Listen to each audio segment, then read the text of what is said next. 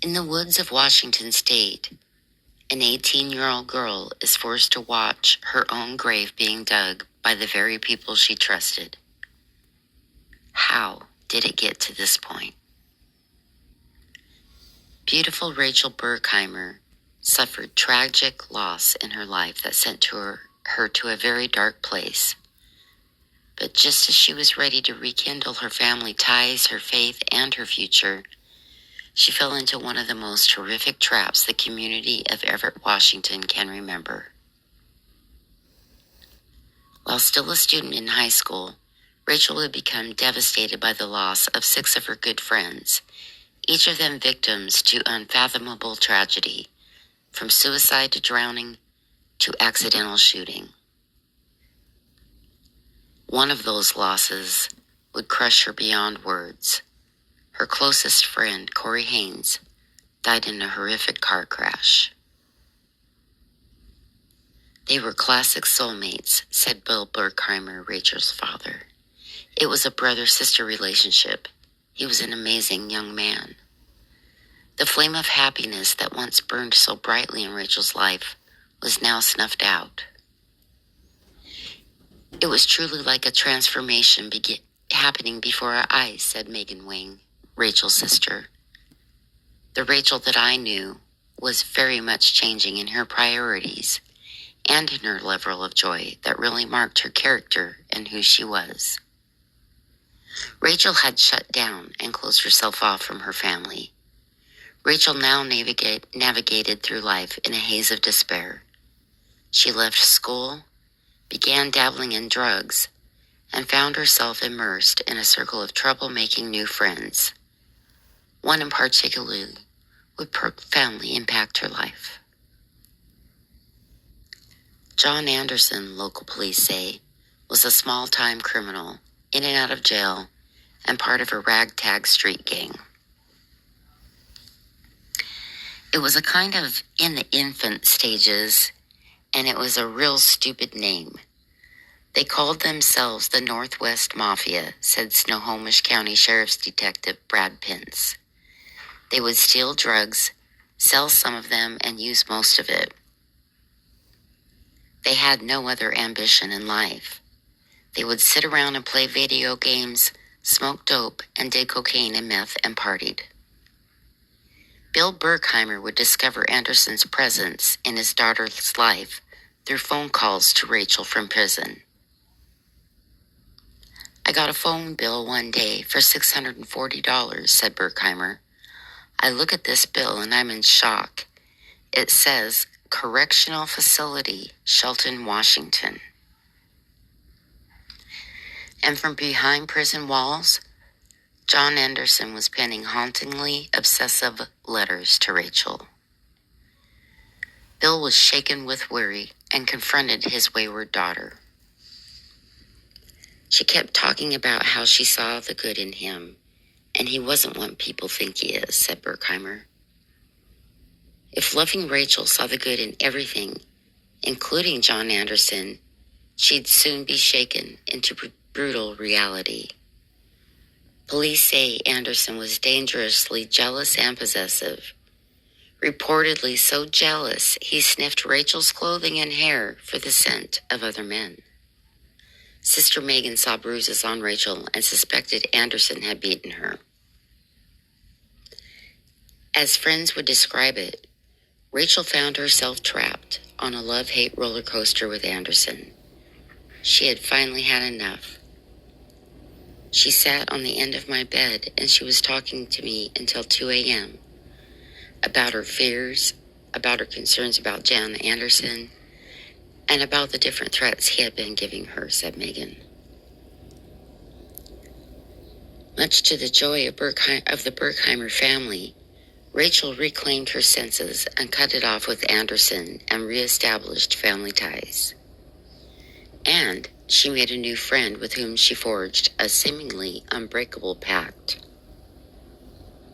One morning, a beautiful Sunday morning, she's sitting on her porch and she has this radiance again that I have not seen for a few months. And she looked up and said, I have met an incredible friend, Maurice. said Bill Burkheimer. Maurice Rivas, also a member of John Anderson's hapless Northwest Mafia, was looking to better his life. Maurice Rivas was 18 years old, and he also grew up in a troubled home, said Bill. I think his closest relative was a grandmother. He was in the foster kid system for several years. But Maurice and Rachel had bonded in the desire to escape the empty, aimless lives of the game. She said, we decided we're going to go back to school and we're going to graduate, said Bill. We're going to walk with our class and we're going to do it right. Rachel Burkheimer was ready to get her life back on track. Before she would have the chance, the 18-year-old went missing. As police mount a massive search to find her, they soon would discover a trail filled with tragedy, jealousy, and intimidation.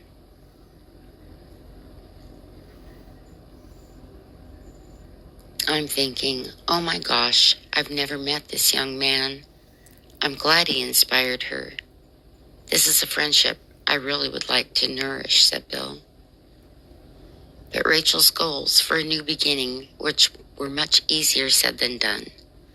Hard as she tried, Rachel seemed obsessed with Anderson. She rekindled an on-again, off-again romance with the petty criminal.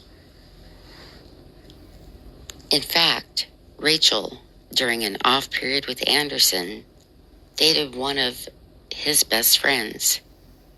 Rachel naively saw no harm in her actions.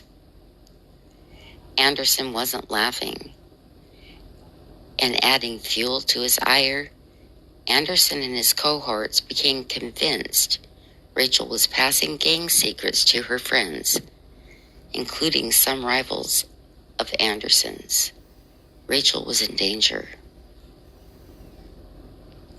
There is information in the case that Rachel had been warned there was a hit on her, said Detective Pence.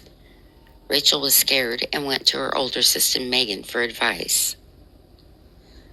I told her, look, you need to be aware. You need to be cautious. Stay away from him for sure, said Megan. But I just thought he was some dumb young punk. Dumb young punk, perhaps, but a murderer? When she left my room that night, I will never forget. She closed the door, and for a split second, something went off in my head, and it just said, but what if? No, said Megan. On a crisp September 2002 evening, Rachel Burkheimer attended a party at an Everett, Washington duplex with 7 members of the Northwest Mafia. She felt safe in the company of her friend Maurice Rivas, who had not yet pried himself away from the gang either. Rachel wanted to prove to her pals she had not betrayed them. They were all sitting around the couch, tickling, giggling. They were smoking a little marijuana, said Detective Pence. John Anderson had just arrived and doesn't like what he sees. Anderson comes in from the outside of the duplex, and he's angry because everybody is having such a good time, said Pence. He smacks a couple of the kids in the face. The confrontation escalates, and guns are drawn. Rachel got scared and tried to get up and leave, said Pence. Rachel would never make it to the door. She has unwittingly fallen into a calculated trap set by John Anderson and his crew. And the horror has only just begun. He grabs her by the hair, hits her in the face, knocks her down on the floor, and a couple of the other guys start helping, said Pence. Rachel is repeatedly kicked in the head. Someone orders the stereo be turned up to drown out her screams. They scooped up Rachel, took her out to the garage. They gagged her and taped her so she couldn't scream anymore, said Detective Brad Pence. Rachel is left in the garage while her attackers discuss what to do next. They talk about a gang rape. They talk about ransom. The hapless team of wannabe crime bosses couldn't make up their minds. Instead, they ate pizza, played video games, and got high while Rachel lay in the garage floor in terror. Suddenly, there's a glimpse of hope for Rachel when the owner of the home, Trissa Connor, shows up. She's the girlfriend of one of the gang leaders. Trissa walked into the garage, saw Rachel beat up, tied, laying on the floor, and she went back to the kitchen to get a knife to try to cut her hands and feet loose, said Pence. But Anderson, in a rage, stops Trissa from freeing Rachel. Trissa started screaming at everybody. She was going to call the cops and to get Rachel out of the garage, said Pence. Trissa never calls the police, but the flustered gangsters stuff Rachel's tiny 4'11" frame into a duffel bag and into the back of a Jeep. I know at one point they claimed they talked about getting a hotel room and letting her heal up and letting her go, said Pence. But so much for mercy. 4 of them, including John Anderson and Rachel's good friend, Maurice Rivas, the friend who had once vowed to protect her, drove 30 miles into the mountains. As the version went, they decided it was John Anderson's mess and he was going to have to deal with it, said Pence. Rachel's fate had been sealed. Speck loose. I confronted him with the fact that I believed he knew where Rachel was and that he would be the one that could bring her home, said Venter. He said he did some things he didn't want to be involved in. Durham agreed to lead Venter to the area of Rachel's murder. Search team and cadaver dogs scoured the remote region for 2 days, but it was Venter who would make the dismal discovery. I just took a shovel, took 1 scoop of dirt. We just found what was human flesh, said Venter. After 10 days lying dead in a makeshift grave, Rachel's body is finally found. With Rachel's body recovered, it's now a relentless pursuit of justice, beginning with Matthew Durham, who discloses to police who else was with him that night at Rachel's grave. That would leave police, search warrant in hand, back to the Everett duplex where Rachel's nightmare first began. Bullets at the home matched bullets at the scene, said Venter. The gun was discovered in a pond with duct tape, jewelry, including the beloved ring Rachel begged to keep, clothing that the killers tried to burn, and the shovel used to dig her grave. One by one, police round up 8 suspects, many turning on each other to save their own hides. They were really buffoons.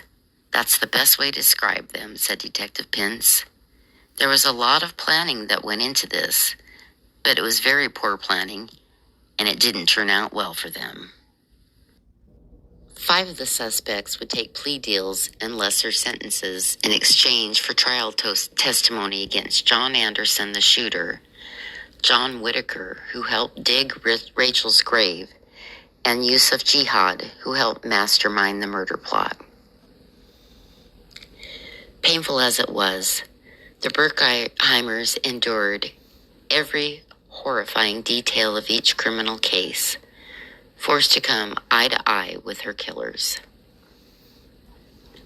Most of them were smug, and John Anderson was by far the worst. He was definitely mocking, said Megan Wang, Rachel's sister. He would turn around and wink at us.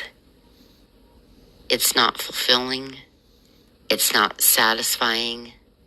It's not victory. It's not a win. It's just the end of a process, said Bill Burkheimer, Rachel's father. Every person involved in that case had an opportunity to help Rachel, and they let her down, said Detective Pence. John Anderson said, "You may think that I am the average self-absorbed criminal who thinks only about self, and that you can play off of that to get me to say whatever. It was really senseless, and it didn't need to happen. And it was just a horrible, horrible thing, Rivas said. A lot of it was fear that just kept gripping me. That I was like, man, I was just really scared in a couple points. I know that's like cowardice, and I failed on an epic scale. Failure, betrayal, and a seemingly soulless individuals who, in a fog of menace and mindless vengeance, snuffed out an innocent life and sentenced a family to eternal grief. I'll never forget. I did see a photo of the gravesite after they had removed her body, and in the dirt there was an imprint of her hands in the praying position, perfectly preserved, and that gives me some peace, said Bill Burkheimer. And adding to this family's pain, John Whitaker, one of the men convicted of the murder in 2002, was recently granted a new trial. The family was forced to sit through the details of the crime once again. Just a few weeks ago, he was found guilty once again and sentenced to life in prison.